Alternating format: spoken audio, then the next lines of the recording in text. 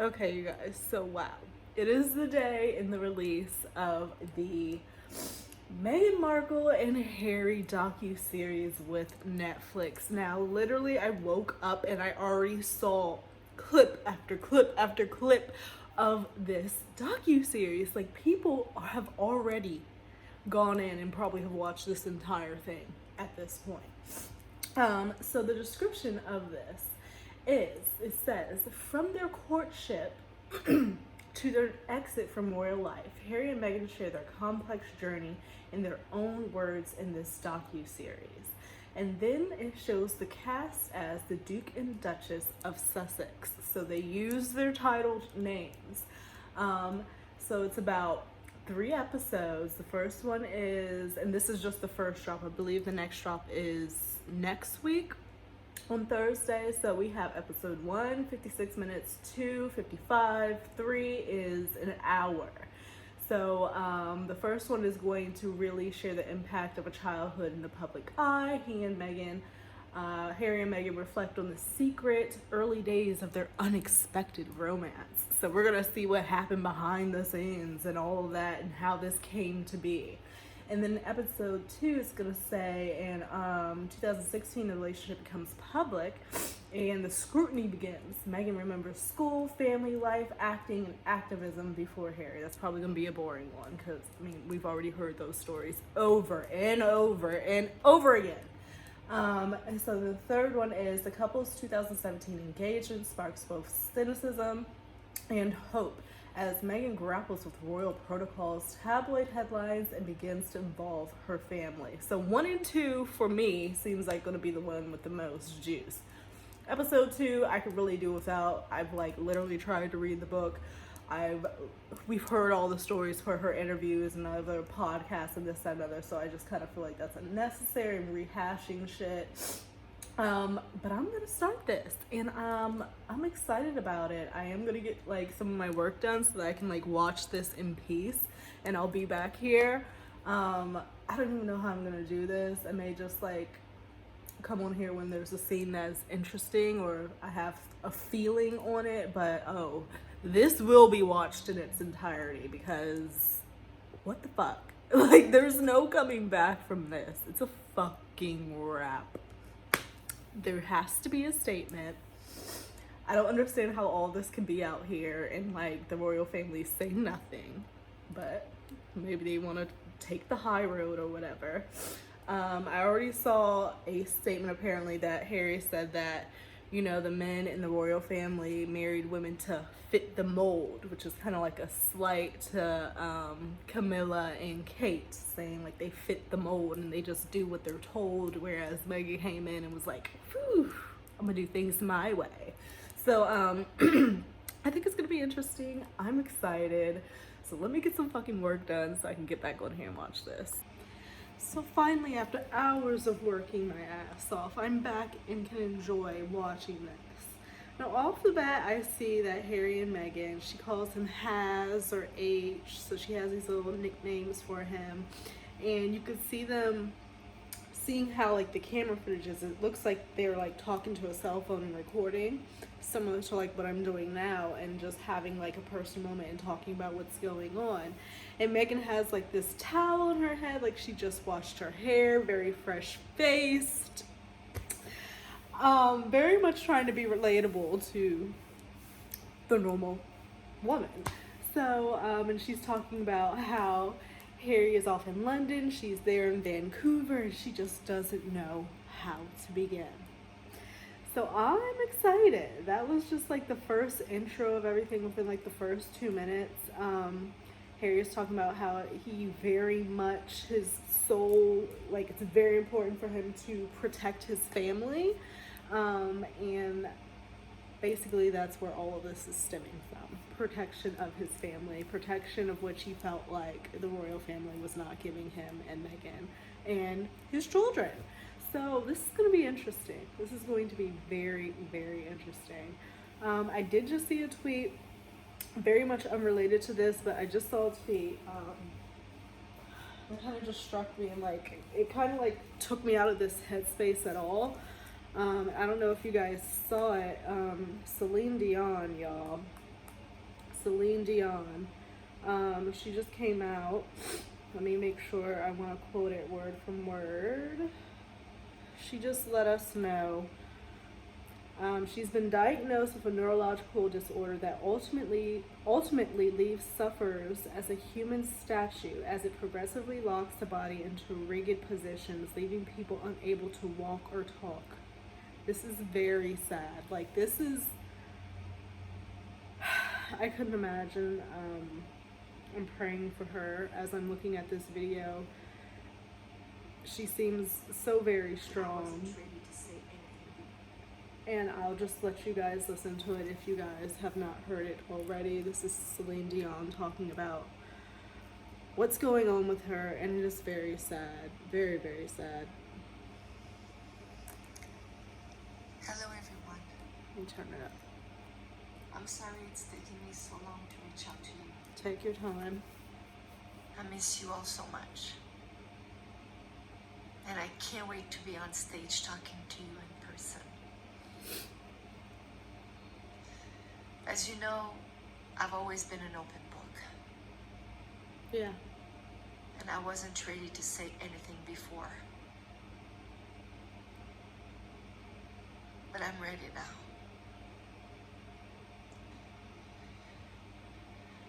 She's so strong. I've been dealing... Just imagine. And it happens all over the world, I know. Like, you never really know. You're living your life, this and another. You go to an appointment, and these doctors are effing telling you that there's this problem, this is going on, and it's just like, it makes me think about my aunt who passed not too long ago from ALS, and literally within 6 months of her diagnosis, she was gone. That was one of the hardest things, not one of the hardest things I've ever had to go through,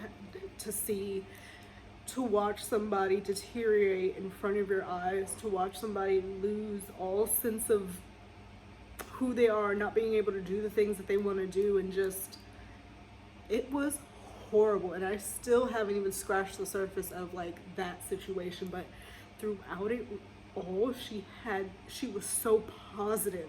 She was so strong. She didn't show that she was scared at all. She, up to the very end, even when she could not do anything for herself, and like, to this day, it will always stick with me. And that's why I'm like, you know, I can do all things through Christ who strengthens me. Like, seeing her, seeing my aunt, like, just the world in general, people have to suffer, and sometimes I'm just like, why? Why must people suffer? There's problems with my health for a long time, and it's been really difficult for me to face these challenges and to talk about everything that I've been going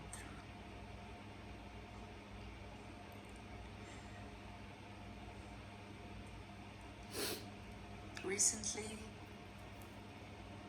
I've been diagnosed with a very rare neurological disorder called stiff person syndrome, which affects something like 1 in a million people. Wow. While we're still learning about this rare condition, we now know this is what's been causing all of the spasms that I've been having. Wow. God, Celine, you're so strong.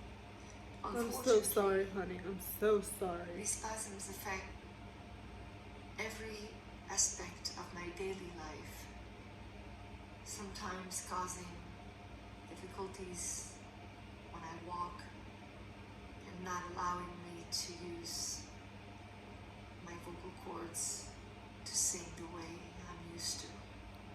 I'm so sorry. I am so sorry.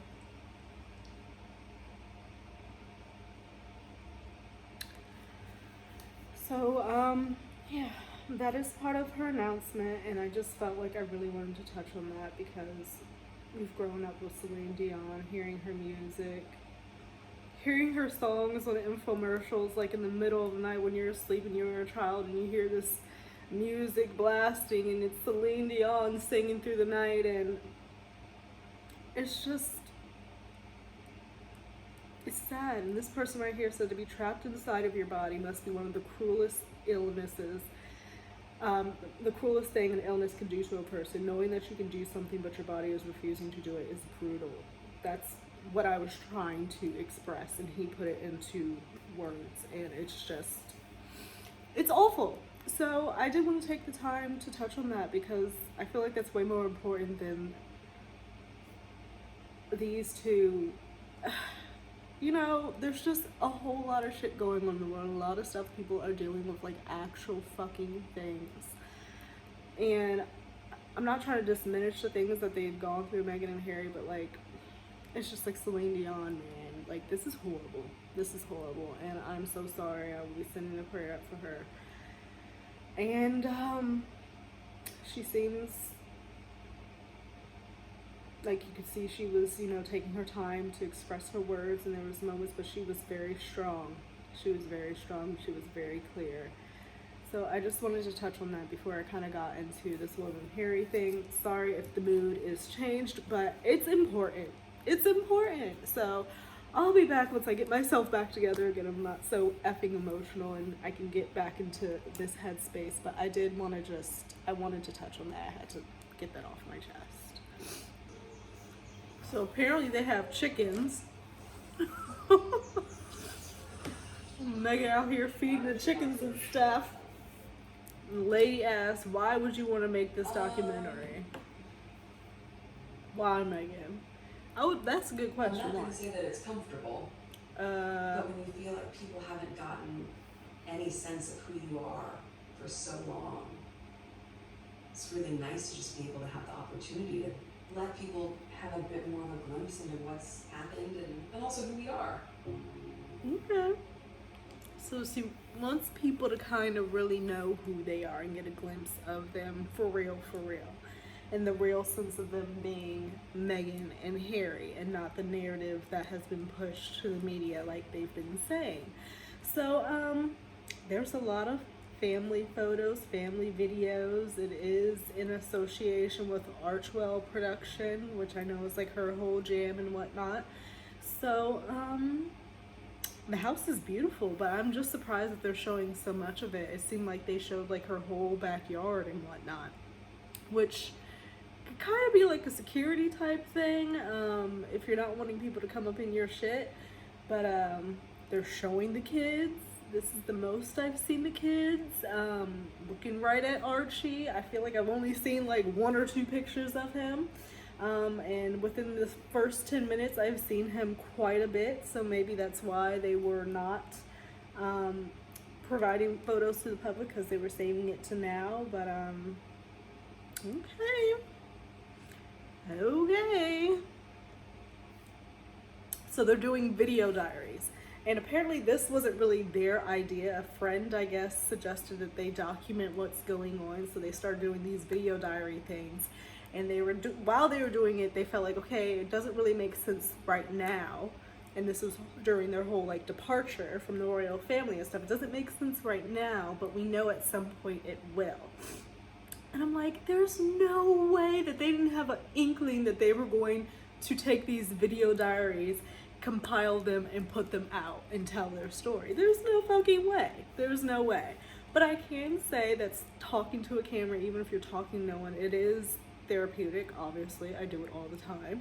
So there is something to say about that. But she's like, I'm doing my first little, let me stop being so, I feel like I got a chip on my shoulder right now about this whole situation. So I need to stop and look at this with a more like non-biased viewpoint and perspective. Because right now I feel like I got a chip on my shoulder and I'm feeling the type of way already.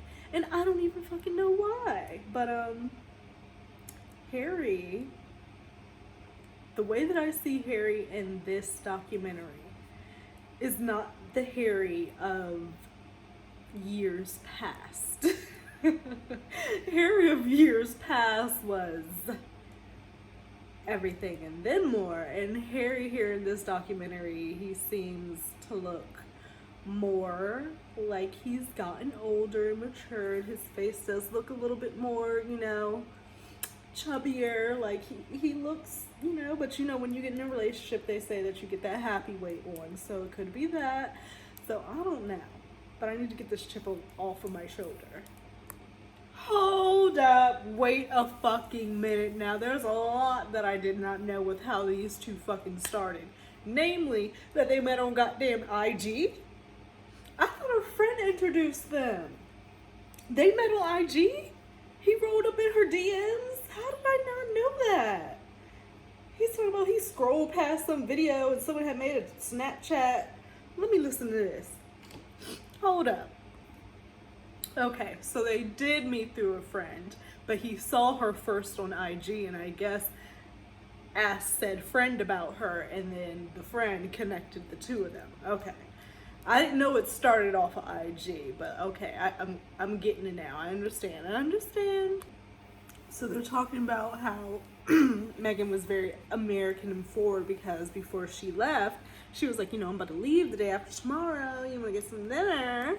And apparently Harry thought that was very forward and American of her, which I guess maybe over there guys kind of take the charge more, but maybe that is a thing in America. Like, we are more take charge, possibly. I don't know. But that's what they said. And you see this picture of them all hugged up together and whatnot because they wanted to capture the moment. And they really, in that moment, felt like, oh, well, she says, in that moment, she felt like, oh my God, we're really going to have to give this a go. And I'm just thinking in my head, like, honey, you were always going to give that a go. She told a story about how he was late and this, that, and the other. But he was like so not that person because he came in all embarrassed and sweaty and whatnot. But I'm like, it's Prince Harry, or H as they call him. You were always gonna give it a go. Like, were you gonna say, oh no, I don't think that this, like, I don't think I like you. I don't like you, Prince Harry. Especially at like that time, he was, you know, looking real, and he's a prince. Please. A go was always going to have been gone. So like, stop with the madness of, oh, like we met and this. Like, once you had that opportunity at that moment, she was like, I'ma lock this shit in. I'ma lock this shit in that exact moment. When her friend hit her up and they planned that goddamn date and were texting, she was thinking, I'm locking this in. This is going to be my life. This is what I'm going to do. Like, what would you guys do? What would you all have done in a situation like that? Maybe you wouldn't be attracted to Harry, or maybe, you know, personalities wouldn't have connected or whatnot, but I would have done it for the experience. The goddamn experience of dating a prince, a royal. Let me jet set here, let me jet set there. And then when it's all said and done, go your separate ways. But like, no, honey. I do not think that she was going, once she got up in there, I don't think that there was going to be a turnaround and be like, oh, no, I don't want to be with you, Harry. Please. I don't believe that for a second. So apparently Harry had a list of what he wanted in a girl, and apparently Meghan just checked off all the boxes. And I'm just like, I wonder if Harry, like, he really did want somebody who was going to break the said mold. Maybe he wanted a girlfriend or wife that was gonna stand out from all the rest and like make him feel like not such a spare, so he had a space of his own and he had notoriety of his own. Does that make sense? So like, I'm gonna get this super, like, this woman who is absolutely unlike anything that has been done in the royal family, of mixed race, American, an actress. Actually that has been done, Grace Kelly, but not of mixed race. So like, maybe like, did he seek out to kind of stir the pot a little bit? Like, did he seek out to do that? Like, I don't know.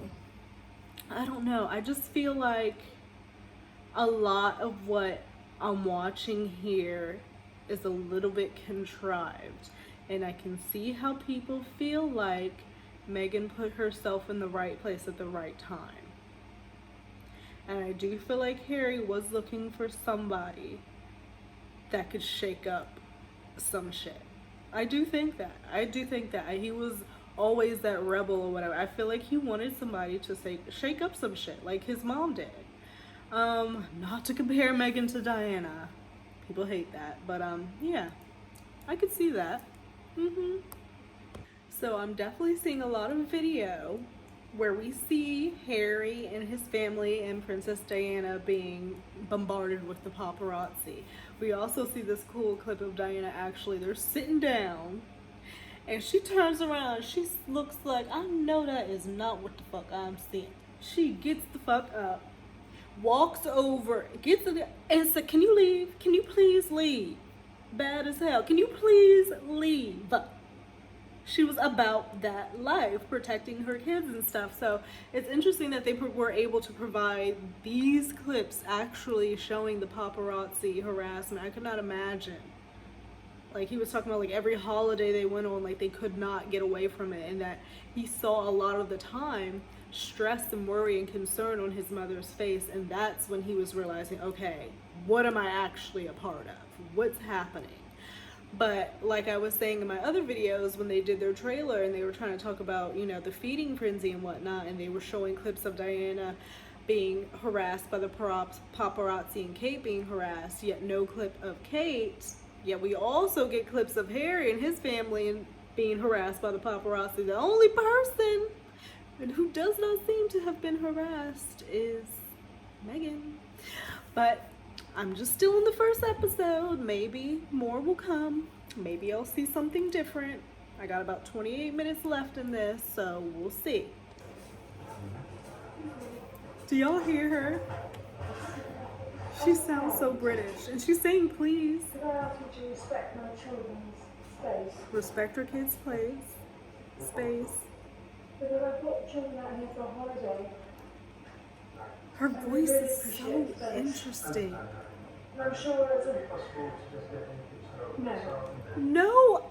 After Princess Diana came up to your bitch fucking ass, after you're recording and taping her goddamn kids, and she's telling you respectfully to leave her fucking kids alone, stop taking goddamn pictures. No, he did not just ask, can I just get one picture?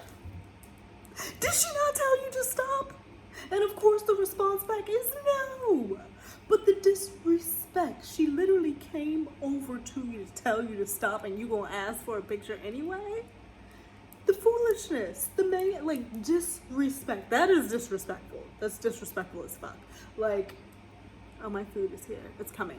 That's disrespectful as fuck.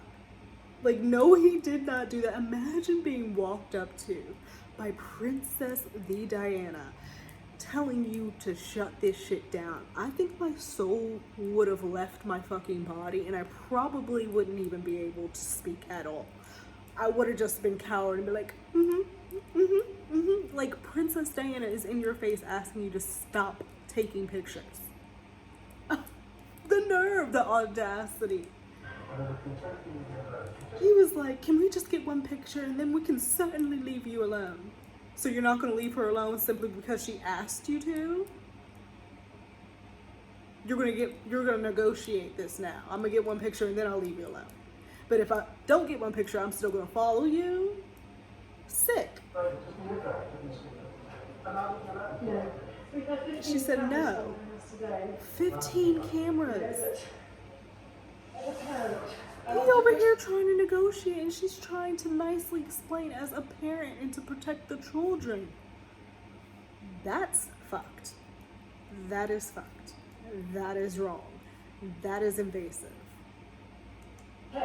He's like literally telling her, oh, can you go over there and ski a little bit and I'll take it, like directing her of how to get the fucking shot. Who are these people? Who are bold motherfuckers? That's who they are.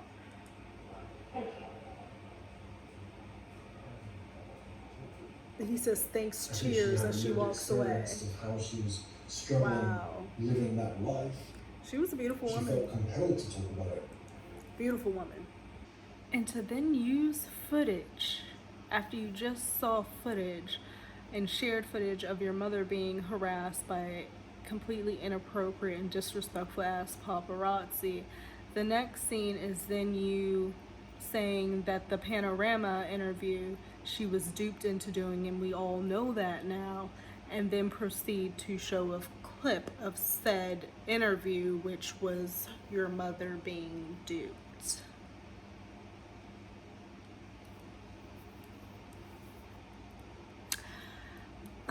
Make it make sense. Make it make effing sense.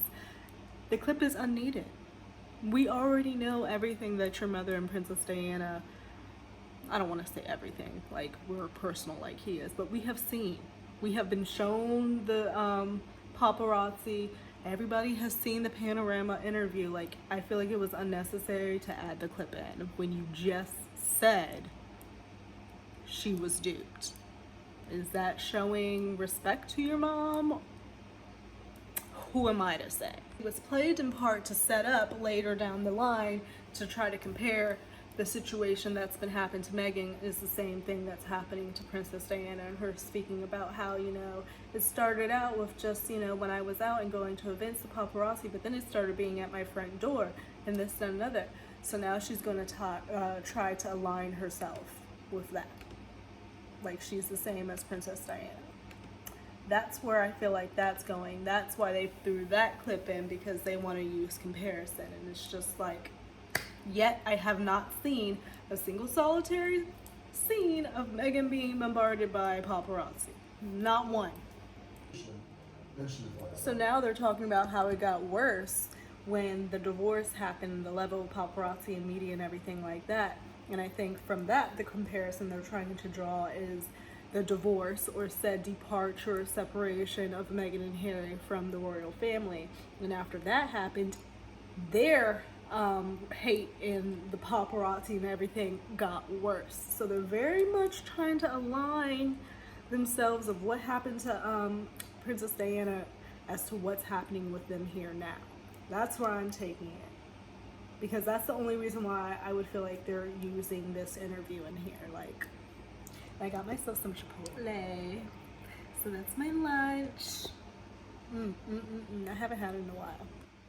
I will say, watching those young boys having to walk after their mom's casket in public with all these spectators, cameras, shaking hands with people all in their face. I could not imagine. I could not imagine.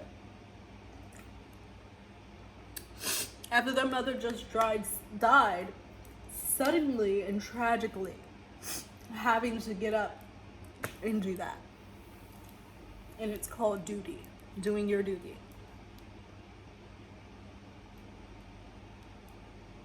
There's no effing way in hell I could ever do that. I could, no, absolutely not. So they're like talking about their courting days, right? And how Meghan had a rule that they couldn't have like more than 2 weeks lull of them not seeing one another. Which is interesting because 2 weeks isn't really a long time in the grand scheme of things.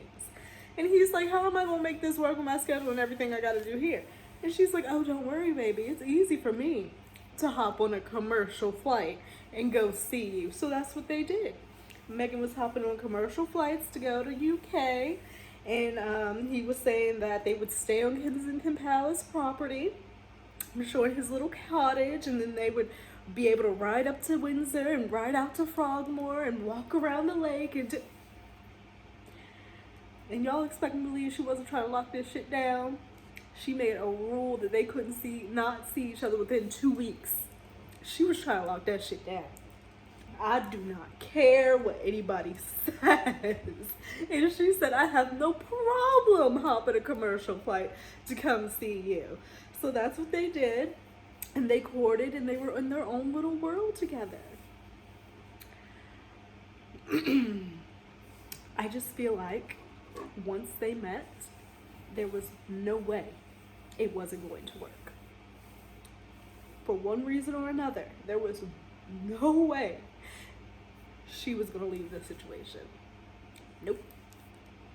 I take problem with when he says they're talking about when everything broke in October 2016, and Meghan's like, I'm just going to treat it like we're in the bush, and I'm really foreign to all of this, but I'm just gonna trust you that you'll get me through this. Okay. And then Harry is like, I naively didn't know what I was going to get myself into. Yet we just spent a better part of an hour talking about everything that went on with your mother and everything that you saw and learned and didn't want, and having 2 girlfriends, and seeing every time you came out with them, the paparazzi attacking. For you to say that you would naively didn't know what was going to happen kind of contradicts what you had just said a little bit earlier in this episode. Like, you had to have known, A, that Meghan is of mixed race. That was going to be something that was going to be everywhere. She was an actress over in America. That's something that's going to be everywhere. Like, you knew, Harry. You guys knew. Like, you knew that this was going to be at least something that people were going to be talking about. It was going to be a big effing deal. So I don't feel like, why would you think it would be anything different than what you experienced with the other girlfriends, and you showed the footage of the cameras and them harassing their families and everything like that? Like, he said that. Like, just the girlfriends he had. You know, so why would you not think that something similar, if not worse, was going to happen when you are now dating Meghan? I'm not saying it's right, but why would you think that that's not going to happen? And the whole time trying to prepare Meghan for what you knew was going to happen, but then not thinking it was going to happen. I don't know, guys. I got a headache. Okay, so I just finished the first episode, and I guess I'm feeling like I expected to hear more of details about their love story. They went through this whole of how they met, their courtship, and this, that, and another, but it still to me kind of seemed on the surface, if you know what I mean. Like, what are the things that connect you guys? It's always like, oh, we had a connection. It felt so normal. It felt so natural. What is it that you guys like to do together? What made you like really realize that you loved Harry? Was it his, whatever, like him going to Africa and doing his philanthropy? Like, was it like, what was it that actually made you fall in love with Harry? Is it his compassion? Is it his, you know, how he works with children, and like what? I just feel like it's so surface. I'm not getting as to how this connection was made. What was it that, you know, made you guys fall in love with each other than the outward appearance? You know what I mean? And obviously outward appearance of physical and sexual attraction is very important, but there has to be something deeper.